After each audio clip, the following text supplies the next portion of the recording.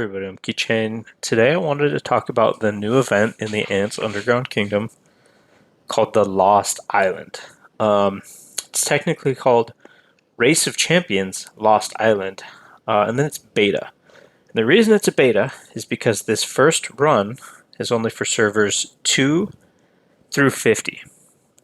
Now they didn't announce that until recently, so they were doing teasers for weeks and weeks at a time, and they didn't mention that they were going to have a beta run with a certain amount of servers. So a lot of people were upset about that, understandably so. Before I dive into the content, I want to remind everybody that if you're on a region that uses the Amazon App Store, you should consider downloading and playing the game through the Amazon App Store rather than Google or Huawei. Okay, so getting into the first look. First look at the event. There's a preview period, a registration period, matchmaking, selection, and then you actually get to compete. So, we've had this window up, but it's still going to be 2 weeks until we start. So it's a really long display period, and that's it is what it is. Now this video is just a high level summary. I'm going to be covering the screens that you see in here for the people who can't see it and don't want to wait weeks and weeks to experience it themselves. But basically, let's go into season details. And there's a lot of information in here. I'm not going to fully read all this. I'm just going to skim it. But this basically says, the registration period is X amount of days. Once it starts, you'll be forced to enter the season zone, and then you cannot return to the original zone. And this is where it gets confusing, right? It says in the short term after you enter the season zone, and then you'll be forced to teleport to the original zone when the season ends. Somewhere in the notes and the teasing and all this stuff, it says that once you enter, you cannot go back to the other map. So you can't go back to your regular kingdom. There's a lot of events that aren't going to go on during that period. So fighting for the tree is one. I don't know about some of the other events like the server versus server stuff. I don't think that'll be going. So the rewards from here really need to be good enough to make up for all of the other events we're missing. Otherwise, it's not going to be worth going into. I'm hoping that they did this right and that it's worth it, but we'll find out. So your alliance will be matched against other alliances in the same season area. And the season area has like 8 slots, I believe. And you'll fight for Wonders and the Tree of Abundance in the middle. And we'll go to the map in a minute and I'll talk more about this. I've also played this same event in a different game. All of these strategy games end up getting this event, so I've got the strategy down. Okay, season milestones. Season milestones will be unlocked, and there's targets to complete along with your alliance members. And some of the milestones end whether the target's completed or not. And what that means is there'll be a quest for your alliance that's, say, 3 days long. And you have to kill, 5,000 creatures on the map. And if you don't complete that, you just don't get the rewards. And it moves on to the next quest. And it'll show you the next quest is to rally 1,000 lizards as an alliance in 3 days or 4 days or whatever the time period is. Now, I don't know what I'm allowed to share, but I'm going to share a little bit. Hopefully it doesn't get blocked. Let me find my milestones section in my PDF here. But some of the milestones, hold on, scrolling through it. We'll talk about something else while I find the milestone tab. Additionally, there's Alliance Occupation Rewards. The Tree of Abundance and wonders. So when you're occupying those, there's rewards for occupying the wonders, and there's rewards for occupying the Tree of Abundance, and both at the same time.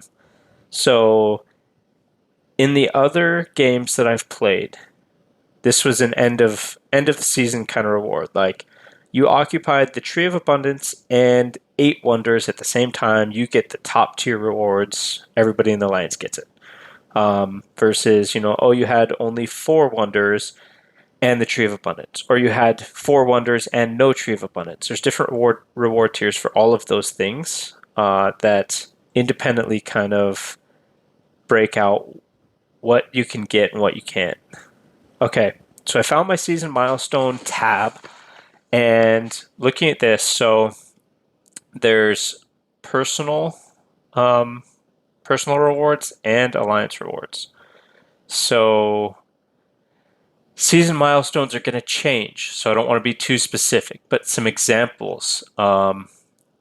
In all areas, you've occupied X amount of resource nodes.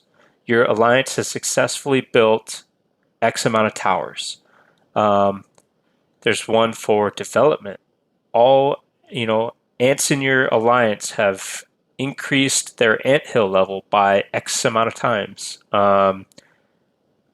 Killing, level 35 or above geckos. So things like that are going to be the kind of milestones that you're looking for.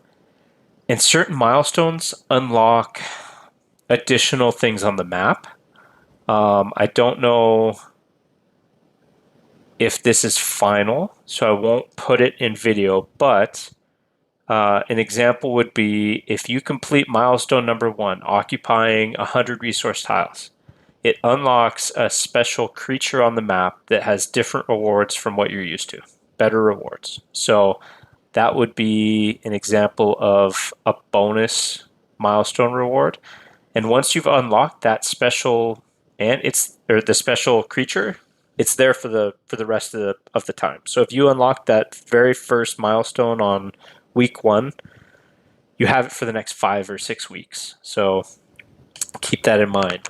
Milestones are important, and you're going to want to organize your alliance to complete milestones. Okay, season achievements. So looking at season achievements during competition period, settlement period, so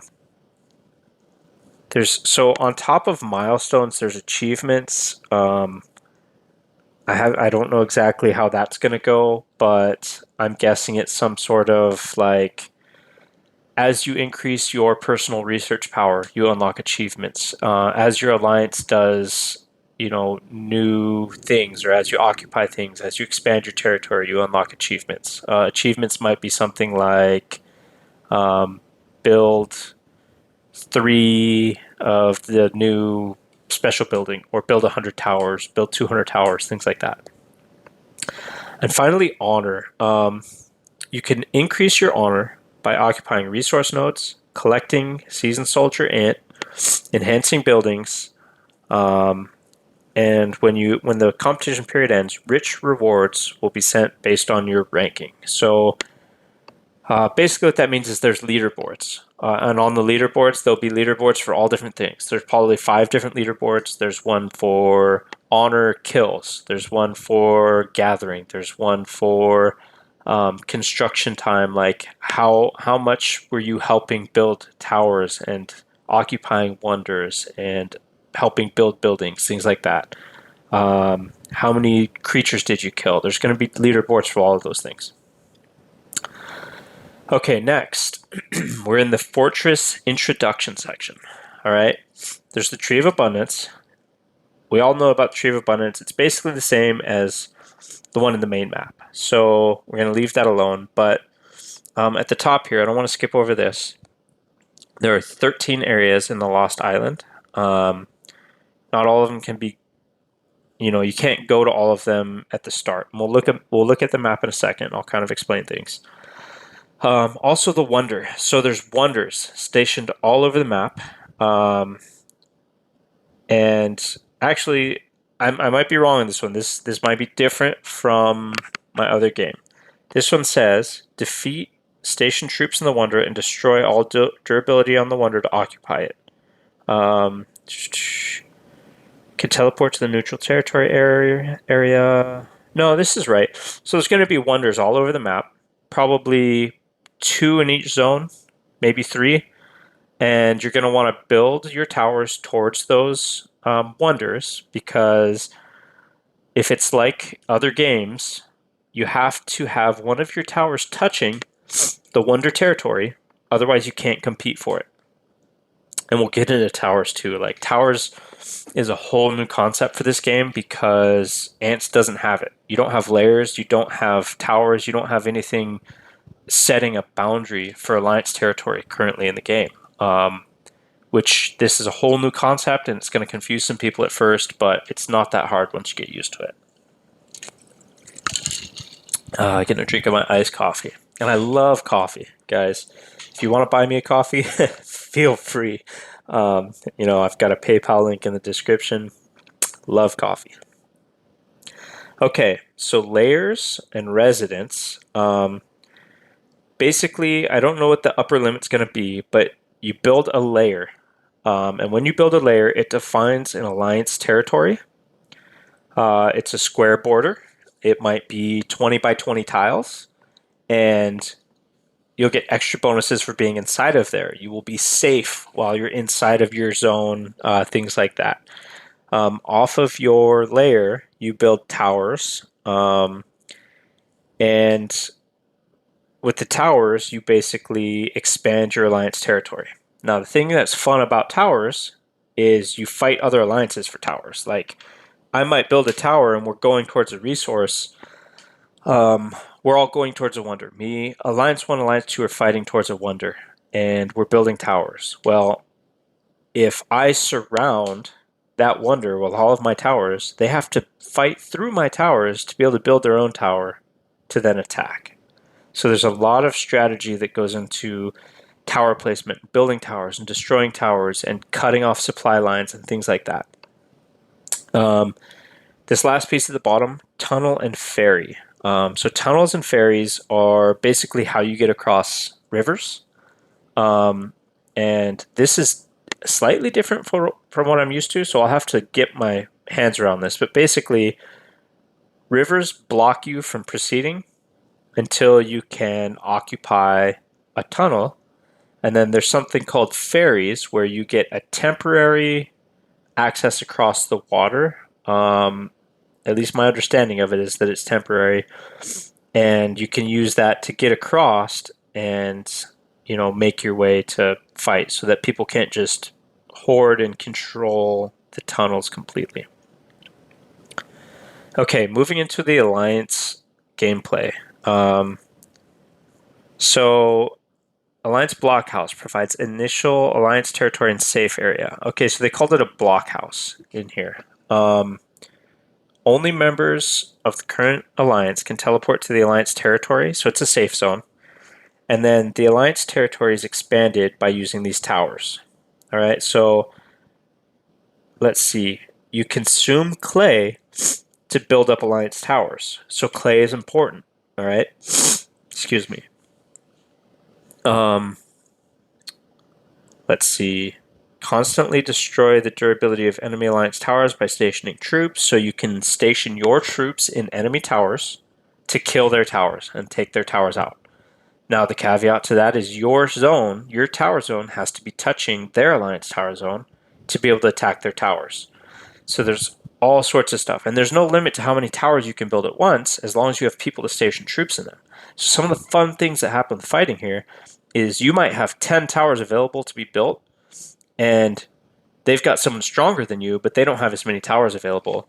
So you might build 4 towers surrounding them, and you put troops in all 4, and they don't have enough. Their strong guy doesn't have enough troops or enough strong marches to fight all 4, and you guys build up 3 of those towers, and he destroys 1. And then you're able to start trying to wrap around him and cut off his towers and things like that. So it gets pretty fun. Now, Alliance reputation at the bottom here. Reputation rankings affect the number of seasoned soldier ants gained from the Alliance occupied fortress. So the higher your reputation, the greater the increase. And this piece is different too, because this is unique to this game, where you are given ants of a special tier or a special thing just by doing other things, and that's what you get to use in here. That's fun. So on top of all of this, right? This is a no troop loss event, so you're not going to lose troops for this. But additionally, you get stronger special ants, seasoned soldier ants, for doing things in this game. Okay, need another drink of coffee. My voice is getting raspy. All right, so here it is. Seasoned soldier ants. During the season, you get help from seasoned soldier ants for free. The ants are very powerful, so that they will not die in the season. Once they're treated in the seasoned troop camp, they will rejoin the battle. So the seasoned troop camp is where they go when they quote-unquote die or when they get hospitalized. But here's the thing. You might earn 10 million of these seasoned soldier ants during the season. As soon as the season's over, they stay. They stay on the island. They're not allowed to leave the island, so they can't come back to the original zone. So you're going to get used to using these like tier 11 troops.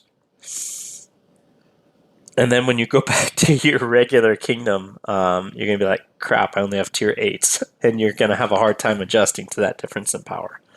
The reason they did this is so that everyone's on a more equal playing field, meaning that I think your stats are still going to be your stats. So if you've got 500% attack and you have these tier 11 troops or tier 12 troops, I don't know what they are, well, that's going to carry versus someone that has 200%. But if, say, an anthill 20 that only has tier 8 troops normally, so say an anthill 20 that has tier 7 troops and 500% attack is normally losing to people that have tier 8s and tier 9s and, is just working his way to anthill 25. But in here, stats are going to be very important because everyone's going to have the same troop tier. So you've got time to work on your stats now. If you're not in this initial group and you're worried about, being able to compete, work on your stats. You don't need to get your own tier 8s and tier 9s for this event. You're going to be given special ant troops. So, okay, on to occupying resource nodes. Now, the thing that's different about this is there's resource nodes, but you have to occupy them to be able to gather them. So to occupy them, you attack them, you kill the troops that are there, then it becomes yours. Now you're allowed to gather. So you can occupy a whole bunch of nodes. You can occupy 10, 15 nodes if you want. But you can only gather in 4 with your normal amount of marches. So, be cognizant of that. Occupying and the amount of resources that you occupy helps get more seasoned troops. But, gathering just gives you the resources. Higher level resource nodes will provide you more special season ants. So your active players, your people who are there playing, are going to start to get more special ants, and that's how it should be. Okay. Anthill enhancement. During the season, rulers can enhance some special buildings in your anthill. They'll provide you with bonuses. So they'll consume resources and Enhancement Resin. So Enhancement Resin is a special resource from the seasons. You're going to earn that from defeating creatures, rallying creatures and hornets, and participating in season events. Okay, so they did put hornet in this description, so I'm allowed to say that then. Unlocking hornets will be part of the Alliance milestones. So you'll unlock certain levels of hornet by completing these milestones. So once you've unlocked level 1 hornets, they're going to start appearing on the map and they're there. Once you've unlocked level 2 hornets, they're going to be on the map, etc., etc. And it's right there in front of me too. So defeating hornets give you better rewards than regular wild creatures. Now, saving soldier ants. Rescuing the dead soldier ants in the season to make them return to the anthill. I don't know what that means. After the season ends, the dead soldier ants will be sent to you via mail.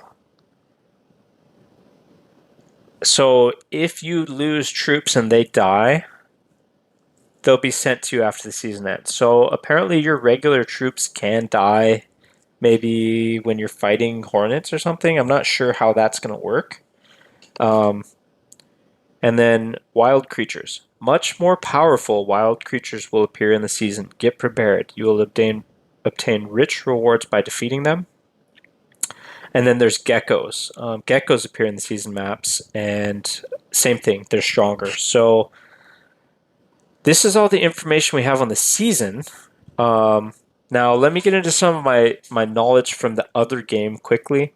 I don't know if this game's going to do the same thing, and I will have separate videos on it if there are. But there was an independent research tree for inside this event, and it had things like increasing your attack against wild creatures, similar to the basic combat. Let's go look at it real quick. Similar to the combat tree, the basic combat tree. So in here, how you have primary attack against level 1 to 5 creatures, secondary attack against 6 to 10 creatures. These researches, they had stuff similar to this, specific to the island, and that made it so that you could actually kill these creatures. Because when you'd go in there, there would be a level, 16 threat, and you might have a 300,000 K, a 300,000 march that is just massive, and you barely beat the level 1 creature or the level 16 creature, however they're going to name it. And you're like, what the heck? So you have to do the special research to be able to beat these creatures. And eventually, once you get the research done, you can beat the creatures just like you can smash through, the normal level 15 creatures on the regular map. All right, so, excuse me, got ice in my mouth. Okay, now we're going to look at the map. Now, there's a meme out there. People already noticed this. And I'm just going to point out that there's a unique shape to this middle section. And that's what we're going to say. Looking at the actual map, all right, there are initial areas. And actually, I went too far because I don't want to get all that detail first. I don't want to confuse you. So these areas here, there's 1, 2, 3, 4, 5, 6, 7, 8. So there's 8 areas around the map. All right. You choose one of these for your alliance when registration begins. And then you're going to work towards the center, but it's blocked. All right. And the other thing that is deceiving is these areas that are touching the center, they're not going to be able to go right into the Tree of Abundance. All right.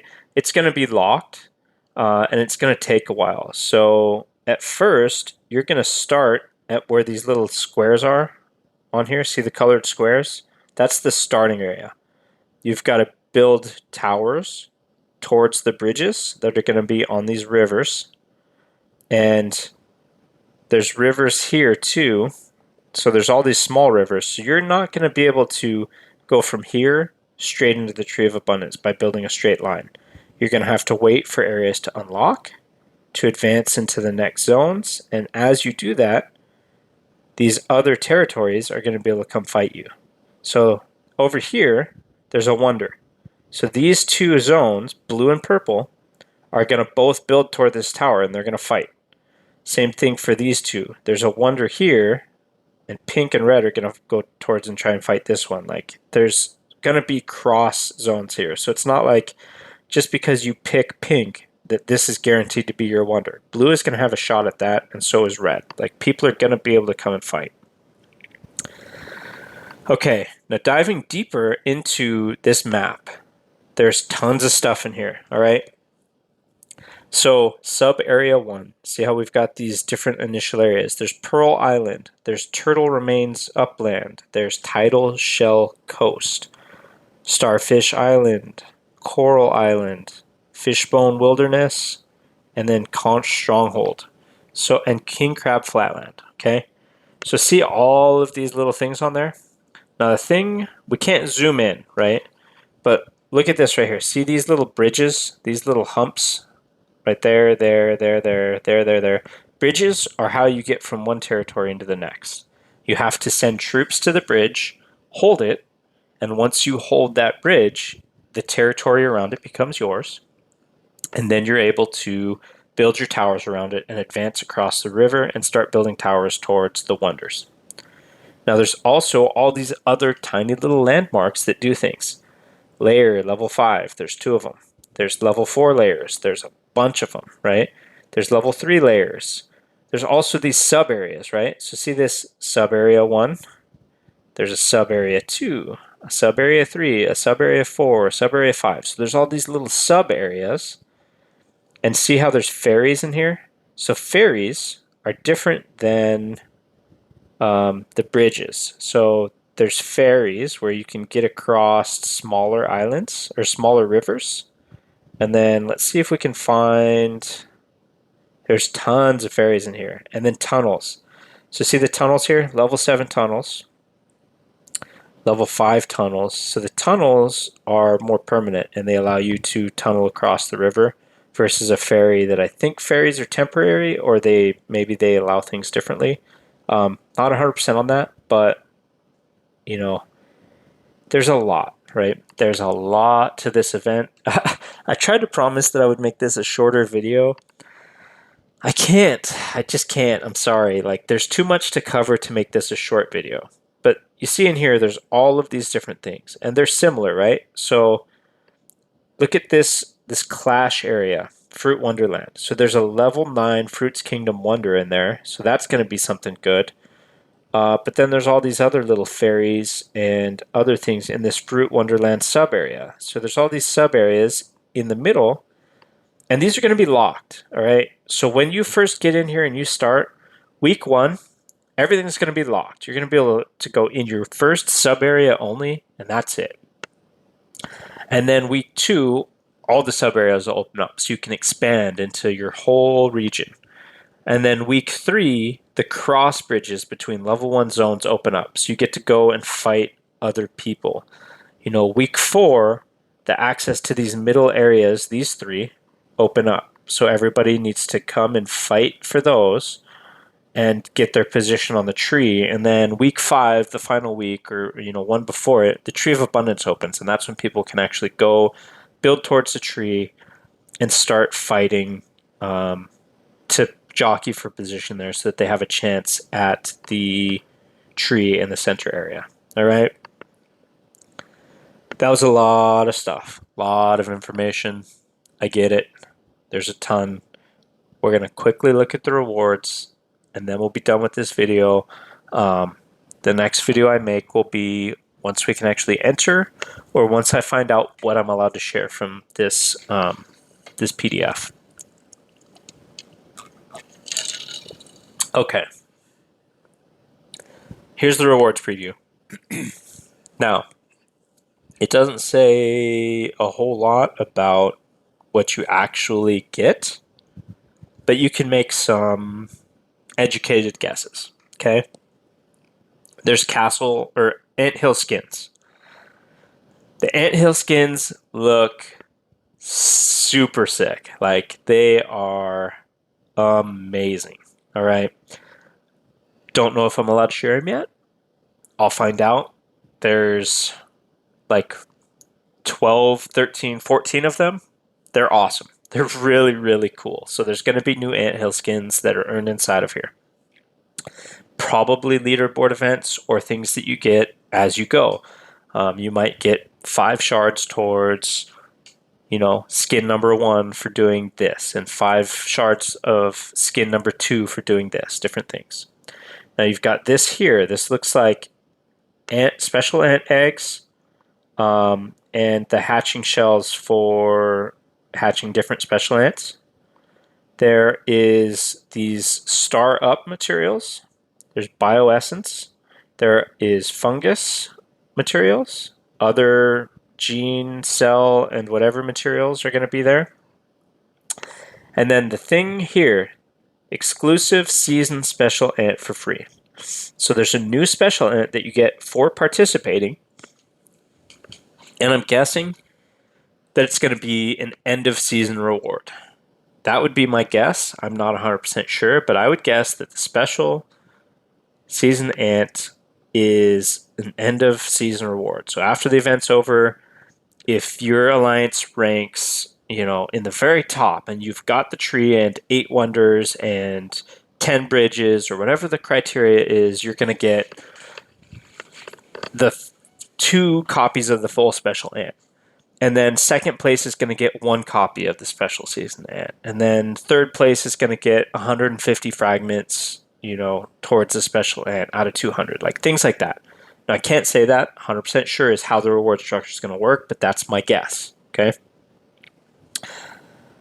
And I think that's it. That covers everything I wanted to show you. There's a ton more information in here, like season instructions, stuff in here. Actually, this is just the schedule, so we don't actually need to cover any of that. But here's what it looks like. There was the map. There's a lot to it. I will do more videos. This is where I encourage you, if you watch the whole thing, thank you very much. But leave comments, leave questions, like and subscribe and all of those things. I will do my best to answer your questions or find the answer for you. And if I can't find the answer, I will direct you to somebody who you can bother who might have the answer. All right. Thank you for watching, and I will see you in the next video.